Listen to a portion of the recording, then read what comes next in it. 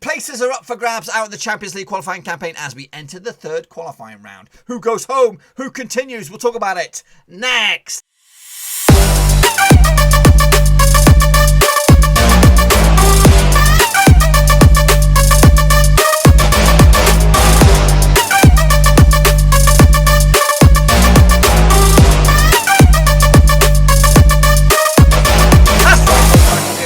So today we take a look at the third qualifying round for the 2020-2021 Champions League, boys and girls. And we'll get to that in just 1 second. If you're new to the channel, smash the old subscribe button to keep you bang up to date with all things Champions League related, Blackburn Rovers related, whoa, football related. We're going to know here, boys, under one Ruski. That's right, boys and girls. Oh my goodness gracious me. Of course, there was some shocks and spills last time around. Of course, this time it's a squeaky clean, a new start for some of the big boys out in the Champions League. We'll get to that in just a second, of course. On a big shout out because I've got not one but two brand new patrons. Whoa, that's right, boys and girls. There might be a little bit of a white lie there. One of them is actually a returning patron. He was a patron way back when, Constable 1976, but he's back, and he's back with a bang. Well, bang, that's right. So he made it number 17, but up stepped Omar Esquivel, who made it number 18, boys and girls. So respect to Omar Esquivel to make it 18 patrons for the gang. I can't believe it. I really can't believe it. It really made my day. It really made my day. I could not believe it.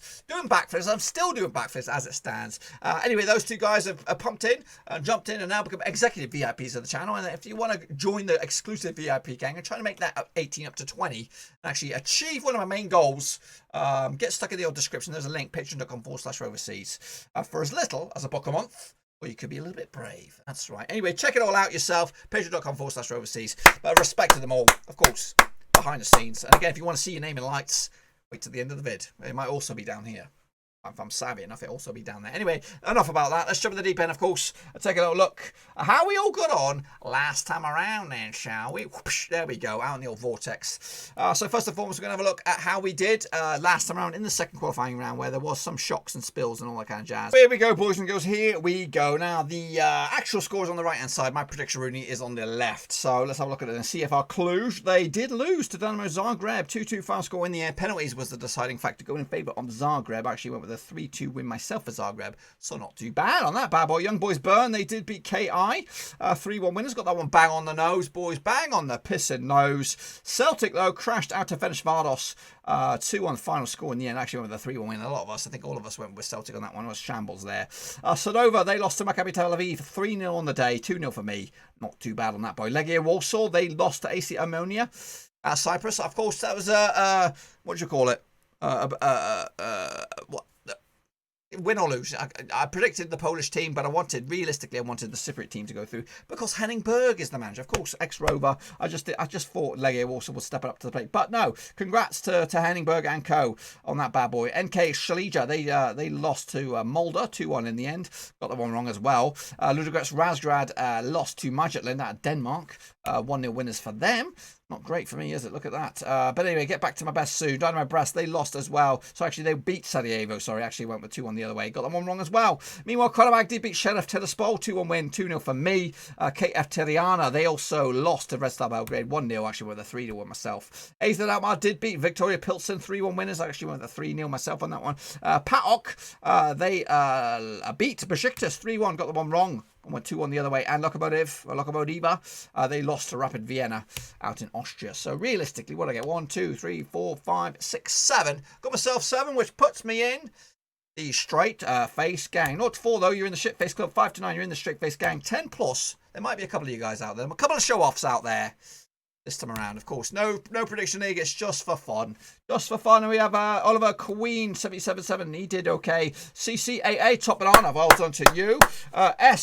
A1, he just shows me the scores there. But Bianca Molnar, well done to you. And she's a patron, so it's woo! Double wowage for her, of course. Gungun Gangster, not bad. Matt Gunner, not too shabby. Nicholas Makaska did okay. Fernand Hoderis Gerasiramund with an edit, not too bad. Mjeladio Miligovic did okay. Costa Keaton Zamurli, top banana to you as well. Top banana, fair play, fair play. Football Mapper did okay. Victor Carvalho did absolute poop. Football Lover, top banana to you, sir. Top banana. BSD with an edit, not too bad. And Ultra Oma Murat, Just giving you a round of applause just for being you handsome son of a gun. And you did okay. Serbian Predictor did top banana. Well done to you. Devante Caprice also did okay. Hans Verse, not too shabby. Christian Kalamanamata did top banana to you as well. Bossio Mata with an edit did okay. Gaming Charlie, not too shabby. ABC did okay. Yannick Buster, not too bad. Joachim Johansson, respect to you, sir, for being a Patreon. Well done, well done. Blasio did okay. Ilmichidorosa Issa did okay. Masia Fata Master Fighter did okay. Slam and Selp, not too shabby. Ivanov, not too bad as well. Luca Dem, not too bad. Rich Flower did okay. Costas K, top banana. Well done to you, sir. And Screenshot Mania did alright. Thanks for the homework, son. You made it a little bit easier for me at the end. So I'm out, my friends. Is that bad boy? Now we're going to jump in the deep end and take a look at, of course, the third round qualifying. Boys and girls, with some of the big boys still in it, and they're joined by the likes of Benfica, Dinamo Kiev, and Gent this time around. So let's take a closer look at those games and my pickaroonies, of course.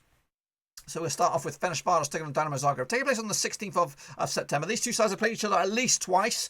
And it's been one win for Zagreb and one draw. No wins for Ferencvárosi. Of course, Ferencvárosi coming out of, where are they coming out of? They're coming out of Hungary. Dinamo Zagreb coming out of Croatia, of course. Last time they played each other was a 4-0 win. It was in Hungary as well, going in favour of Zagreb. Adeyemi, Penkovic, Olmo, and Godjak on the score sheet. That's all the way back in 2019, around about this time last season as well. Meanwhile, last time they played in Zagreb was a 1-1 win, a 1-1 draw in the end. I've got odds on this one. Yes, I do, and it is what are the odds on this bad boy? 9-4 for Ferencvárosi, 11-10 for Zagreb, 23-10 is your draw. I'm going to go with a 2-1 win myself for the Croatians. No questions asked. Piece of cake.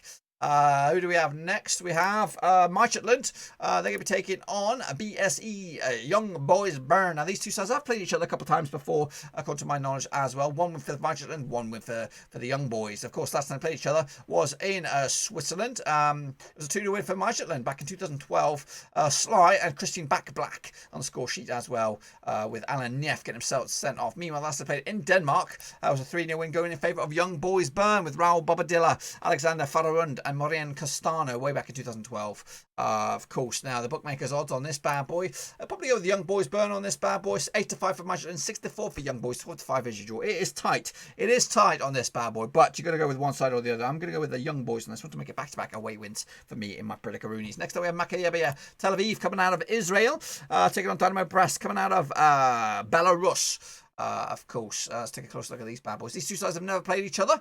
Of course, they both come into this. They both come through the qualifying campaign on this one. Of course, matey boys, Maccabi Tel Aviv.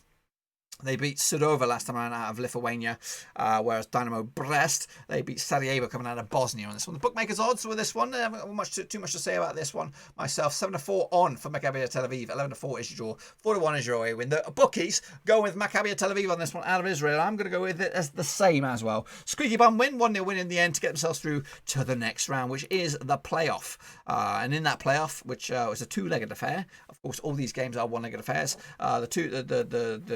The playoff knockout phase will begin on the 22nd of September. We'll talk more about that in a minute anyway. Next up with Qarabağ. Qarabağ coming out of, where are you guys coming out of? Azerbaijan, taking on Molde coming out of Norway.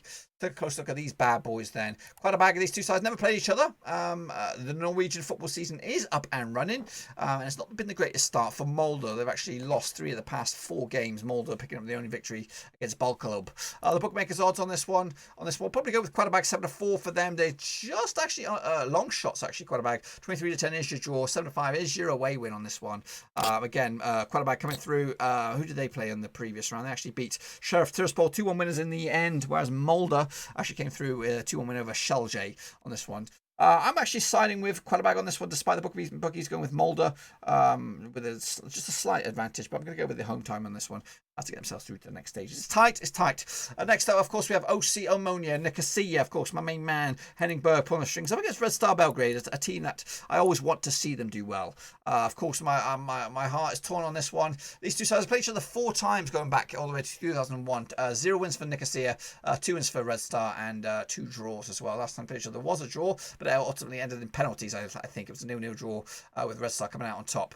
Last time they played in, and that was in Nicosia as well. Last time they played in Belgrade was a 0-0 draw as well. The last time there was a victory, an outright victory, was a 2-1 win back in 2001 for Red Star with Leric and Asimovic on the score sheet with Kefias on the score sheet for Omonia Nikosia. The bookmakers on this one, they'll go with 10-3 for Nikosia, 6-5 on for Red Star, 12-5 is your draw. Oh, where do I go on this one? Where do I go? I think I've gone, yes. I've gone with Red Star. I want to see Henningberg do very, very well. Really do. There's a lot of links to that club. Of course, Matt Derbyshire was there last time around, scoring the goals and all the kind of jazz, but he's not there no more. But I do expect Red Star to come out on top on this one and get through to the. I do expect them to go through to the group stages on this one. Next up, we have, of course, Dinamo Kiev taking on AZ Alkmaar. Another little difficult one. Dinamo Kiev coming out of Ukraine, AZ Alkmaar coming out of the Eredivisie. Now these two sides have played each other twice. 2 wins out of 2 for Dinamo Kiev over AZ Alkmaar, but that was the AZ Alkmaar of old. The AZ Alkmaar of today are potential Dutch champions. But anyway, the last time they played each other back in 2010, it was in Kiev as well with a 2-0 win with Artem Melievsky on the score sheet. Is he still playing? Do we know? Does any Ukrainians know if he's still playing? I'll tell you if he's still playing. Artem Melievsky plays for Dinamo Brest. That's right. So he is playing, but he's not playing for these bad boys. Anyway, the last time played in the Dutch Liga was a 2-1 win as well for Kiev. So back-to-back wins for them on this one. Bookmakers odds on this one. I'd go with, realistically, I'm telling you now, I'm probably going to go with AZ Alkmaar on this one. But the bookmakers go 11-10 for Kiev, 23-10 for AZ Alkmaar. Long shots, 23-10 is also your draw. Bookies go with Kiev. I go with AZ Alkmaar with a 3-1 win in the end. Believe in the Dutch. Even the Dutch.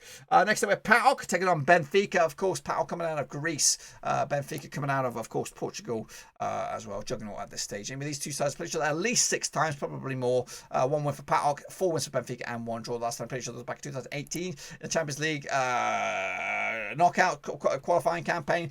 4-1 winners. Jardel on the score sheet. Eduardo Salvio with a brace. Pizzi as well on the score sheet. Alexander Petrovic on the score sheet for PAOK. He actually opened up the scoring on that day. Meanwhile, last time played in Portugal was a 1-1 draw. The record over in Greece, because it is a one-legged affair, is 3 wins out of 3 for Benfica when taking on PAOK. The bookmakers odds on this one, 10-3 for PAOK, 11-8 for Benfica, 5-2 is your draw. And I'm afraid that is where my money is going as well, with a 2-1 win for Benfica to edge it, go through to the playoff stage. And who else will join? Will it be Gent, or will it be Rapid Vienna? Of course, now these two sides, Gent coming out of Belgium, Vienna coming out of Austria. These two sides never played each other, but Vienna coming into this, 3 wins on the spin. Those include friendlies, though. So don't hold too much against it. Meanwhile, Gent, of course, the Belgian league is up and running. The Juniper League is up and running, but not the greatest start for Gent. But it's been, they did win the last game in the Belgian league, which was against Midtjylland, and they won 1-0. Before that, they lost 3 on the spin. So that is some food for thought. The bookmakers odds on this one.